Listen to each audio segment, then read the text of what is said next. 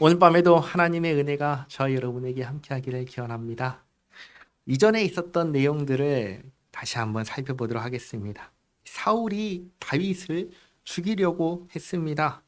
하나님께 버림은 받았고 백성들은 다윗을 좋아하고 그래서 다음 이스라엘 왕이 될 거라고 생각했습니다. 사울은 이걸 잊었습니다. 이스라엘의 왕은 하나님께서 세우신다는 것을 잊었습니다. 사울은 자기 아들이 요나단이 왕이 되어야 된다고 생각했습니다. 그래서 다윗을 죽이려고 한 것입니다. 그러나 다윗을 죽일 수가 없었습니다. 왜냐하면 하나님께서 다윗을 보호하셨기 때문입니다. 오히려 반대로 다윗에게 죽을 뻔한 적은 여러 번 있습니다. 물론 그럴 때마다 다윗은 사울을 죽이지 않았습니다. 오히려 자신이 나는 사울을 대적하지 않습니다. 나는 당신을 적대하지 않습니다. 라는 것을 죽이지 않음으로 증명했습니다. 그런 다윗을 보고 사울이 사과하고 돌아갑니다. 이것이 한 번만 있었던 게 아니고 여러 번 반복이 되지요. 그러니까 다윗은 이런 생각을 하게 됩니다. 언젠가는 사울이 자기를 붙잡고 자기를 죽이겠구나. 이 생각이 드는 겁니다. 그래서 적국인 블레셋에 망명합니다. 가드 왕 아기스에게 의탁합니다. 아기스의 신임을 얻기 위해서 이스라엘을 침공한 척을 몇 번 합니다. 실제로는 이스라엘을 침공하지 않고 이스라엘의 대적을 쳐서 물리쳤는데 아기스 왕에게 가서는 우리가 이스라엘을 쳐가지고 이렇게 전리품을 가져왔습니다. 이렇게 공을 세웠습니다. 라고 거짓 보고를 합니다. 아기스는 다윗을 믿었고 그래서 어떻게 하자고 하냐면 다윗에게 나랑 같이 이스라엘을 치러 가자라고 제안을 합니다. 블레셋 군대와 이스라엘 군대가 마주합니다. 사울은 블레셋의 대군을 보고 하나님께 여쭙습니다. 하나님께서 아무 말씀도 안 하셔요. 침묵을 합니다. 그러니까 사울은 하나님께로부터 눈을 돌려서 누구를 향해 가지요? 신접한 여인을 찾아 갑니다. 그리고 사무엘의 영혼을 통해서 오히려 패배할 것과 멸망할 것을 선언받았습니다. 자, 그런데 여기에서 이 부분에 대해서 조금 자세히 말씀을 드리도록 하겠습니다. 주의할 점이 있습니다. 지난번에도 말씀드렸는데 사무엘의 영이 여기 나타났다 라고 했을 때 사무엘의 영이 나타난 것은 신접한 여인이 어떠한 능력을 행사해서 어떤 기술을 행사해서 된 것이 아닙니다. 오히려 신접한 여인은 그때 아무것도 하지 않았습니다. 그래서 영이 나타났을 때 오히려 신접한 여인은 놀랬습니다. 그러니까 이 영이 나타나는 이 일은 전적으로 누가 하신 거냐? 하나님께서 하신 거다라는 사실입니다. 여인은 아무 상관이 없는 거예요. 신접한 여인이 여기 있다고 해서 이 사무엘의 영을 신접한 여인이 불렀냐? 그게 아니라는 겁니다. 하나님께서 하신 일이다라는 겁니다. 근데 사실 이 사건이 성경 전체에서도 딱 한 번만 나오는 아주 특수한 케이스이기 때문에 논란이 있습니다. 어떤 논란이 있냐? 이 사무엘의 영이 진짜냐? 가짜냐?의 논란이 있습니다. 만약에 가짜라면 이 영은 누구냐? 타락한 천사가 사무엘의 흉내를 내서 나타나가지고 하나님의 심판을 선언한 거다. 이게 가짜인 경우이고 반대로 진짜인 경우에는 하나님께서 낙원에 있는 사무엘의 영을 보내셔서 심판을 선언하게 하신 것이다. 이렇게 이제 두 가지 입장이 있는 겁니다. 제 입장은 하나님께서 보내셨다라는 입장입니다. 변화산 사건에서 모세와 엘리야가 나타나서 예수님을 만났던 것처럼 낙원에 있는 사무엘을 하나님께서 특별히 보내신 거라고 생각합니다. 근데 이것과 연관해 가지고 한 가지 더 말씀드립니다. 그렇다면 과거에나 오늘에나 무당이 귀신을 보고 신접한 사람을 만나는 이런 일들 있잖아요. 그런 것들을 어떻게 봐야 될까요? 신점을 본다거나 무당이 죽은 조상들을 부른다고 하거나 이런 일들이 있잖아요. 이건 어떻게 봐야 할까요? 죽은 조상이 진짜로 오는 걸까요? 아니라는 겁니다. 그걸 말씀드립니다. 성경은 아주 분명하게 죽은 자가 가는 길은 두 가지밖에 없다라고 가르쳐 주십니다. 어디냐?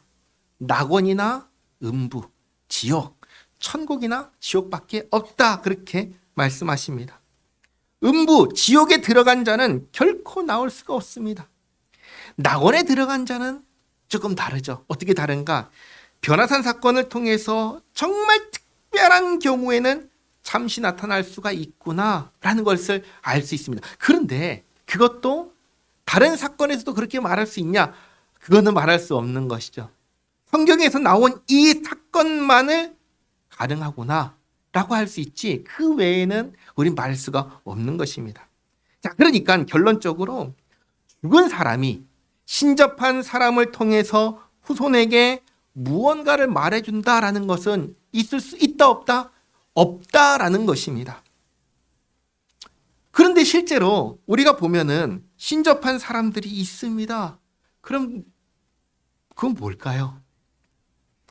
그럼 간단하게 말하면 죽은 사람의 영을 접한 게 아니라 그냥 귀신 들린 것입니다.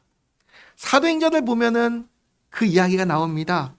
사도 바울이 기도처로 가는데 뒤에서 점치는 귀신 접한 여인이 계속 따라다니면서 고래고래 소리를 외쳤다는 기록이 있지요. 그것처럼 귀신 들린 사람이 있는 겁니다. 그러니까 과거에나 오늘에나 신접한 사람, 그래서 찾아온 사람에게 무언가 말해줄 수 있는 그런 것은 없다. 그건 다 귀신이 하는 장난이다 라는 것을 기억하시면 되겠습니다.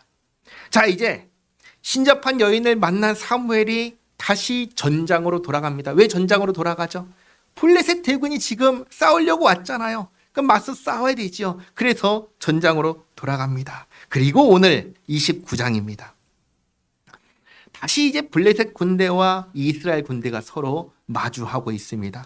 근데 여기 블레셋 진영에는 아주 특별한 사람이 한 사람 있습니다. 누굴까요? 다윗이 여기 있습니다. 다윗이. 블레셋은 지금 이스라엘과 싸우기 위해서 왔습니다. 여기에 지금 다윗이 있습니다. 다윗은 어떻습니까? 다윗도 이스라엘과 싸우기 위해서 왔습니까? 만약에 그렇다면 다윗이 블레셋과 함께 이스라엘과 싸운다면 그럼 어떻게 될까요? 지난번에도 말씀드렸습니다만 다윗이 블레셋과 함께 이스라엘과 싸우면 그 순간 다윗에게는 이스라엘의 왕이 될 자격이 사라지고 마는 겁니다.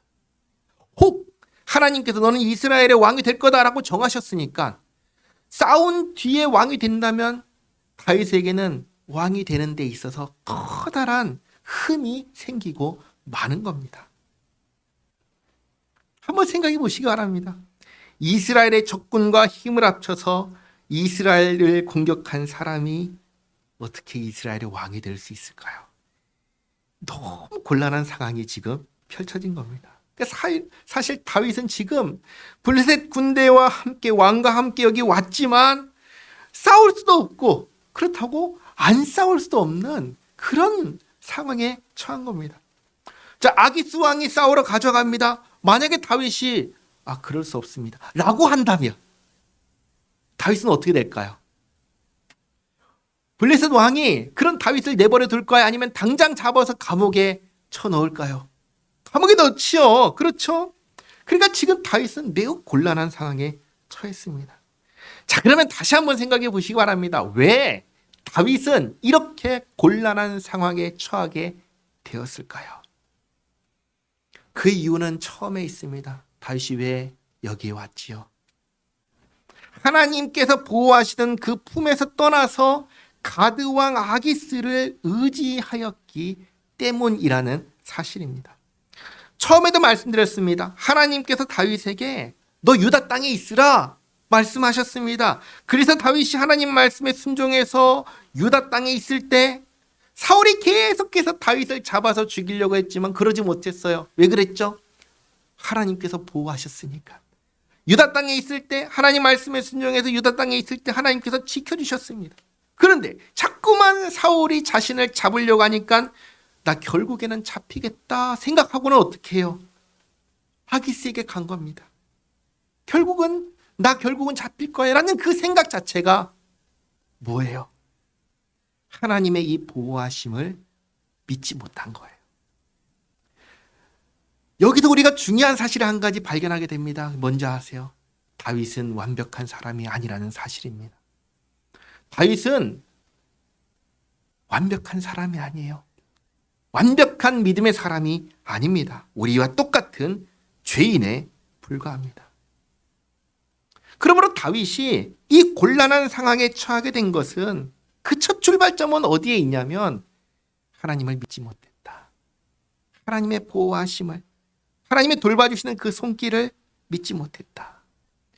반복되는 어려움이 자꾸만 반복되니까 정말 인간적인 판단으로 이렇게 행동했기 때문에 이런 곤란한 상황에 처하게 된 겁니다. 이 점을 놓쳐서는 안 됩니다. 그리고 사실 다윗뿐만 아니라 우리도 마찬가지입니다. 우리도 살아가면서 이렇게 똑같이 인간적인 판단을 많이 합니다. 솔직히 뭐가 잘한 행동인지 우리 잘 모릅니다. 물론 그 순간에 어떤 순간에 내가 어떤 행동을 하기로 딱 결정했을 때 그 순간 내가 할 수 있는 선택지 중에서 최선의 것을 선택했을 겁니다. 그런데 그 선택이 내 전체의 인생 여정을 돌아볼 때 잘했냐? 그것은 장담할 수가 없는 거예요. 그래서 우리에게 정말 필요한 것이 있습니다. 그게 뭔지 아세요? 하나님의 은혜입니다. 우리의 부족함, 우리의 연약함, 또 우리의 잘못된 판단까지도 하나님께서 붙들어 주셔가지고 우리를 선하게 인도해 주십니다. 오늘 그 손길을 보게 되는 겁니다.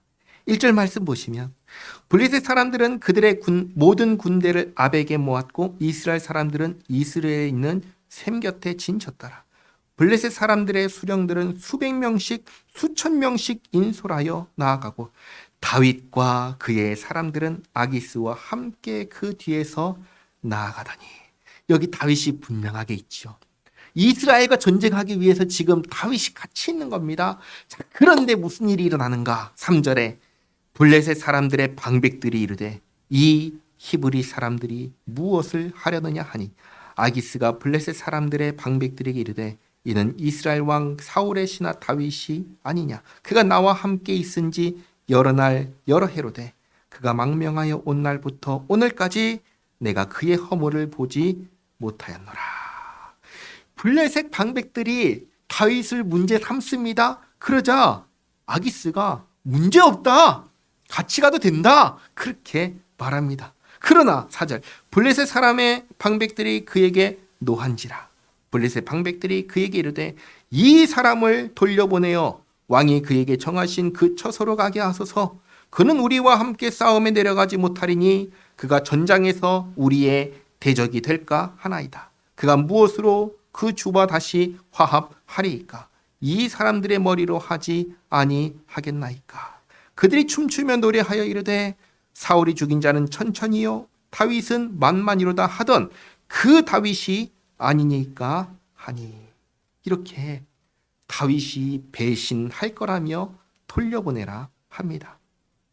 6절에 아기스가 다윗을 불러 그에게 이르되 여호와께서 살아계심을 두고 맹세하노니 내가 정직하여 내게 온 날부터 오늘까지 내게 악이 있음을 보지 못하였으니 나와 함께 진중에 출입하는 것이 내 생각에는 좋으나 수령들이 너를 좋아하지 아니하니 그러므로 이제 너는 평안히 돌아가서 블레셋 사람들의 수령들에게 거슬러 보이게 하지 말라 하니라. 다윗의 이 난감한 상황이 너무나 자연스럽게 해소가 되어버립니다. 다윗은 아기스의 뜻을 따라서 전장에 왔습니다. 그런데 방백들이 거부하는 거예요. 아기스는 어쩔 수 없이 방백들의 뜻을 따라서 다윗을 돌려보내겠다 합니다. 다윗으로서는 너무나 다행한 일입니다. 이스라엘과 싸우지 않게 된 거예요. 그런데 여기서 조심할 게 있습니다. 그렇다고 아기스의 말을 넙죽받을 수가 없는 거예요. 왜죠? 넙죽받았다가는 아기스가 의심할 수 있잖아요. 그래서 여기서 억울하다는 듯이 말하는 거예요. 8절에 다윗이 아기스에게 이르되 내가 무엇을 하였나이까? 내가 당신 앞에 오늘까지 있는 동안에 당신이 종에게서 무엇을 보셨기에 내가 가서 내 주 왕의 원수와 싸우지 못하게 하시나이까? 하니 무슨 말이에요? 나 억울합니다. 나는 싸울 수 있습니다. 나를 그렇게 믿지 못하겠습니까? 연기하는 거죠. 아기스가 이 말을 듣고 그래? 내가 다시 가서 말해볼게. 데리고 가면 어떻게 돼요? 안 되는 거잖아요. 연기하는 겁니다. 진심이 아니죠. 9절에 아기스가 다윗에게 대답하이르되 내가 내 목전에 하나님의 전령같이 선한 것을 내가 아나 블레셋 사람들의 방백들은 말하기를 그가 우리와 함께 전장에 올라가지 못하리라 하니 그런즉 너는 너와 함께 온 내 주의 신하들과 더불어 새벽에 일어나라. 너희는 새벽에 일어나서 밝거든 곧 떠나라 하니라. 아기스가 오히려 다윗을 달래고 위로하고 돌려보냅니다. 11절 이에 다윗이 자기 사람들과 더불어 아침에 일찍 일어나서 떠나 블레셋 사람들의 땅으로 돌아가고 블레셋 사람들은 이스라엘로 올라가니라. 블레셋 사람들이 아벡에서 이제 이스라엘 군대가 있는 이스라엘로 이렇게 올라갑니다. 왜 올라가요? 싸우려고 가는 것이죠. 다윗은요 시글락으로 돌아갑니다. 이제 시글락에서 일어난 일 그리고 블레셋과 이스라엘의 전쟁은 이제 다음 주에 살펴보겠습니다. 여기까지 정리하겠습니다. 다윗이 블레셋과 함께 이스라엘과 싸우면 어떻게 된다고 했습니까? 왕이 될 수가 없다고 했습니다. 왕이 되더라도 이거는 덮을 수 없는 큰 흠이 생긴다고 했습니다. 그러면 되나요? 안 되나요? 안 되는 것이죠. 그렇기에 여기에 하나님께서 개입하신 것입니다. 너무나 자연스럽게 아는 사람만 눈치챌 수 있게 하나님께서 그 방백들이 신하들이 왕의 뜻을 거슬러서 거부하게 하십니다. 왕은 다윗을 참전시키고 싶어도 그럴 수 없게 상황을 하나님께서 조성하신 것입니다. 그래서 자연스럽게 다윗이 이 전쟁에서 제외되게 하신 겁니다. 누가 하신 일인가요? 하나님께서 하신 일입니다. 다윗이 이때만 해도 하나님을 신뢰하지 못했어요. 그래서 아기스에게 왔습니다. 그러나 그럼에도 불구하고 하나님께서는 여전히 다윗을 지켜주셨습니다. 오늘 우리는 이 점을 기억해야 합니다. 그리고 이게 얼마나 감사한 일인지 기억하시기 바랍니다. 우리가 하나님을 완벽하게 신뢰하기 때문에 하나님께서 우리를 도와주시고 보호하시고 인도하시는 게 아니라는 사실입니다. 항상 이 말씀을 기억하시기 바랍니다. 요한일서 4장 19절 말씀인데요. 나눠내는 종이 맨 위에 있지요. 같이 한번 읽겠습니다. 우리가 사랑함은 그가 먼저 우리를 사랑하셨음이라. 아멘. 주께서 우리가 죄인이었을 때, 주께서 우리가 주님을 전혀 의지하지 않고 신뢰하지 않았을 그때에 먼저 우리를 사랑하시고 우리를 구원하시고 우리를 이렇게 인도하고 계신다는 사실, 그 사실을 잊지 마시기 바랍니다. 기도하겠습니다. 하나님 감사합니다. 주께서 베푸신 은혜 가운데 살면서도 그 은혜를 잊고 내 소견에 옳은 대로 행하며 잘못된 길을 걸어갈 때가 많습니다. 저희는 무엇이 옳은지 모르고 그저 자기 판단과 감정에 의지하며 살아갑니다. 그럴 때마다 저희를 버려두지 않으시고 함께 하시고 돌봐주시고 지켜주시고 보호하시고 인도하여 주심에 감사드립니다. 저희가 이렇게 살 수 있다는 것이 저에게 조금이라도 잘한 것이 있어서가 아니라 또 저에게는 믿음 때문이 아니라 전적인 하나님의 은혜임을 잊지 않게 하옵소서. 그 은혜를 깨달아 알게 하옵소서. 늘 감사하게 하시고 주님과 함께 살아가는 복을 이 땅에서뿐 아니라 영원히 누리게 하옵소서. 예수님의 이름으로 기도하옵나이다. 아멘.